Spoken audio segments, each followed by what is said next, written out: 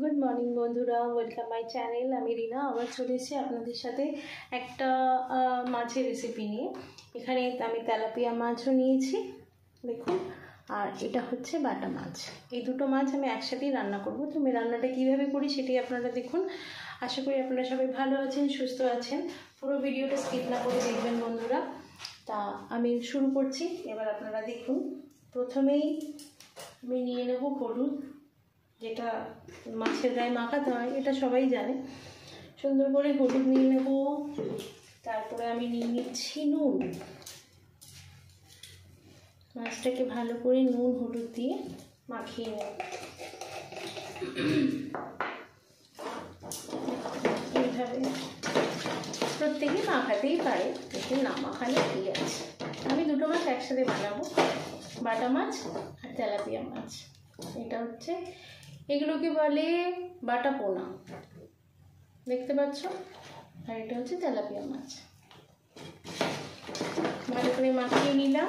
মাখিয়ে আমি এবার রেখে দিচ্ছি। এবার আমি কড়াই বসালাম, কড়াইতে তেল দিয়ে দিয়েছি। এবার আমি গ্যাসটা অন করব।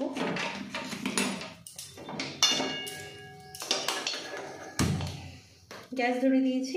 এবার কড়াইটা গরম হোক, তেলটা যতক্ষণে গরম হচ্ছে ততক্ষণ আপনারা একটু অপেক্ষা করুন। বন্ধুরা, আবার চলে এসেছি। তেলটা মোটামুটি গরম হয়েই গেছে।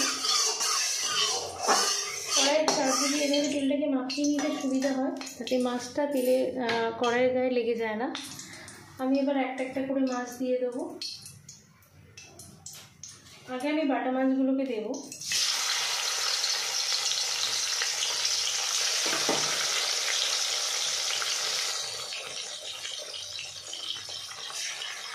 চারটে করেই দিই, তাহলে ভালো হবে।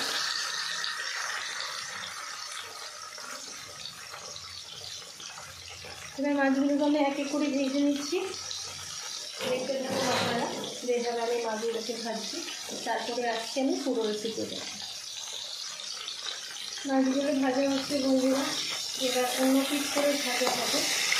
নুনটা দিচ্ছি, দেখতে পাচ্ছ। এইভাবে আমি এই প্রত্যেক কটা মাছ ভেজে নিয়ে আসছি। হ্যাঁ, এই মাছগুলো আমার ভাজা হয়ে গেছে। এবার আমি এই মাছগুলোকে তুলে নেব। তারপর আবার মাছগুলো দেব। একটা প্লেটে মাছগুলো ভালো করে ভেজে নিয়েছি। এবার আমি তুলে নিলাম, দেখতে পাচ্ছ। এবার আবার যে মাছগুলো আছে সেগুলোও দিয়ে দেবো। এক এক করে সব মাছ আমি ভেজে নেব। চারটে করেই দিচ্ছি, তাহলে ভালো করে ভাজবে, মাছগুলো ভেঙে যাবে না।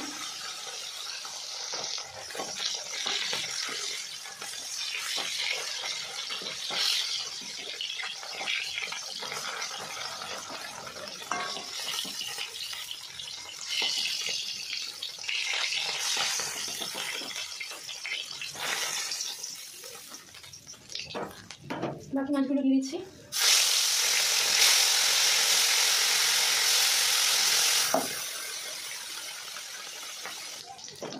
সব মাছ আমার ভাজা হয়ে গেল। মাছগুলো আমি এবার তুলে নিচ্ছি।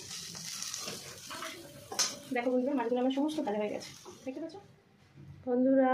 এবার আমি মাছের পুরো রেসিপিটা তৈরি করব। প্রথমে দিয়ে নিচ্ছি জিরে, দেখতে পাচ্ছ। জিরেটা ফুটে উঠলে এবার দেবো আমি আলু। আলুটাকে ভালো করে ভাজতে হবে। দেখি লাল না করলেও চলে, বাট ভাজতে হবে। একটু আলুটা ভালো করে হোক। আমি পেস্ট করে নিয়েছি এই মশলাটা, যেটার মধ্যে টমেটো আছে, পেঁয়াজ আছে, আদা আছে, রসুন আছে, এলাচ আছে, একটা গরম মশলা, একটা দারচিনি আছে। সব দিয়ে আমি একটা সুন্দর পেস্ট বানিয়েছি। এই পেস্টটা আমি দেবো। আগে তো আলুটা ভাজা হয়ে যায়।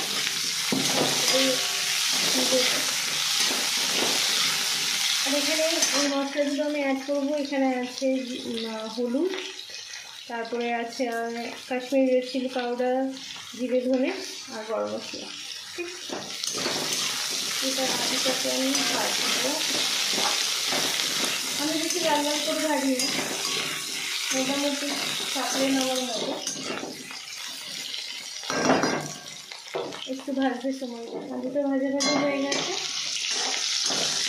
দেখতে পাচ্ছি। এবার আমি দিয়ে দিচ্ছি মশলাটা, দিয়ে ভালো করে মশলাটাকে ভাজতে হবে, না হলে কাঁচা কাঁচা গন্ধ বেরোবে।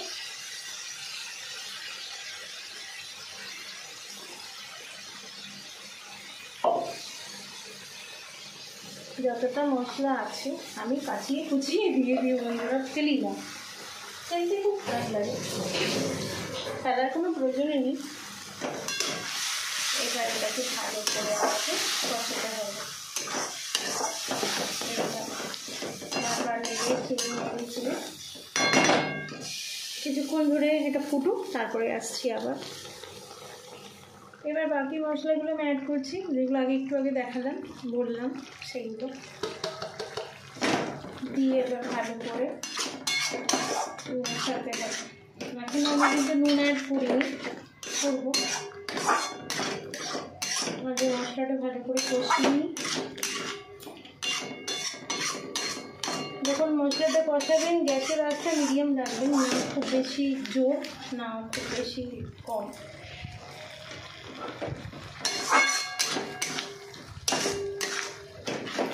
এইভাবে ভালো করে মশলাগুলো ভাজতে হবে, ঠিক আছে? দেখুন বন্ধুরা, মশলাটাকে আমি এইভাবে ভাজছি। আপনারা বাড়িতে খাবেন বানিয়ে, ভালোই হয়, আমি আগেও করেছি। বেশ সুন্দর করে এরকম নাড়িয়ে চাড়িয়ে ভাজতে হবে, যতক্ষণ না মশলাটা কড়াই থেকে তেল ছাড়ছে ততক্ষণ ভাজতে হবে। এরপর আমি অ্যাড করব নুন। নুনটা অ্যাকর্ডিং টু টেস্ট, স্বাদ অনুসারে যার যেমন ইচ্ছে সেরকম দেবে।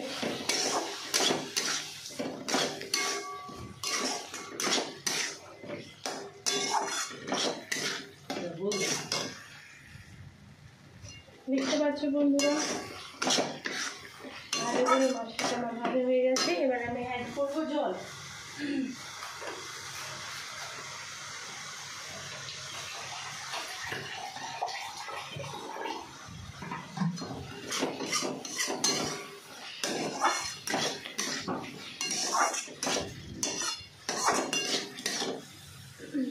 এবার আমি অ্যাড করছি জল, এই মশলার জলটাই আমি অ্যাড করছি।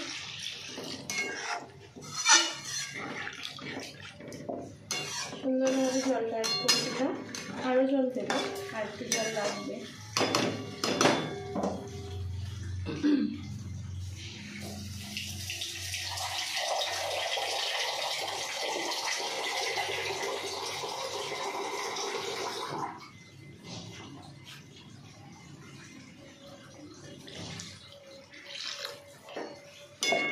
ভালো করে কষিয়ে নিতে হবে, কারণ আলুগুলো তো সেদ্ধ হয়নি, সেদ্ধ করিনি আমি আলুগুলো, যার জন্য একটু ফুটতে দিতে হবে, সময় দিতে হবে। আমি একটা ঢাকনার সাহায্যে ঢেকে দিলাম, ব্যাস। ফিরে আসছি একটু পরে। দেখুন বন্ধুরা, মাছের ঝোলটা ফুটে উঠেছে। 1 মিনিট আপনাদের দেখাচ্ছি, একটু দাঁড়ান। ওয়াও, খুব সুন্দর রং এসছে, স্মেলটাও খুব ভালো আসছে। যদিও স্মেলটা আপনারা পাচ্ছেন না, আমি পাচ্ছি, এই জন্য আমি বলতে পারছি যে স্মেলটা খুব সুন্দর আসছে। আশা করি খুব ভালো হয়েছে খেতে, কারণ ঝোলটা দেখেই বোঝা যাচ্ছে। একটু নুনটা দেখে নিচ্ছি আমি, নুনটা একটু লাগবে, সামান্য কম হয়েছে, এতটা নুন আমাকে দিতে হলো।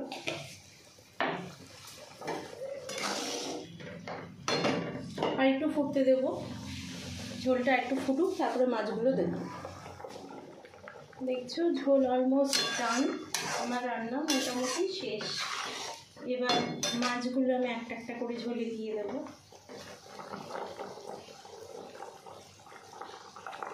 সমস্ত মাছ আমি ঝোলে দিয়ে দিলাম।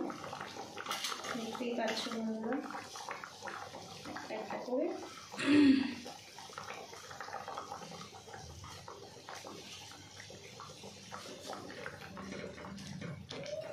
এবার দিয়ে 5 মিনিট ঢাকা দিতে হবে। ঢাকা দিলে মাছগুলোর মধ্যে একটু মশলাগুলো ঢুকুক, ততক্ষণে গ্যাসটা হাই ফ্লেমে থাকবে। ফিরে আসছি একটু পর। হ্যালো বন্ধুরা, দেখুন এবার আমার মাছের তরকারি রেডি। বাটা মাছ ভার্সেস তেলাপিয়া মাছের ঝোল। দেখতে পাচ্ছ অলমোস্ট ডান। দেখতে খুব সুন্দর হয়েছে, আশা করি খেতেও খুব ভালো হবে। পুরো ভিডিওটা দেখবেন বন্ধুরা, স্কিপ না করে। আপনাদের কাছে অনেক অনেক কী বলবো ধন্যবাদ যে আপনারা আমার পুরো ভিডিওটা এতটা মূল্যবান সময় দিয়ে দেখেন, তার জন্য thank you so much. Video দেখার জন্য অনেক অনেক ধন্যবাদ। ভিডিওটা ছেড়ে যাওয়ার আগে একটা লাইক কমেন্ট শেয়ার অবশ্যই করে যাবেন। Thank you so much. Tata, bye bye. সবাই ভালো থাকবেন, সুস্থ থাকবেন। God bless.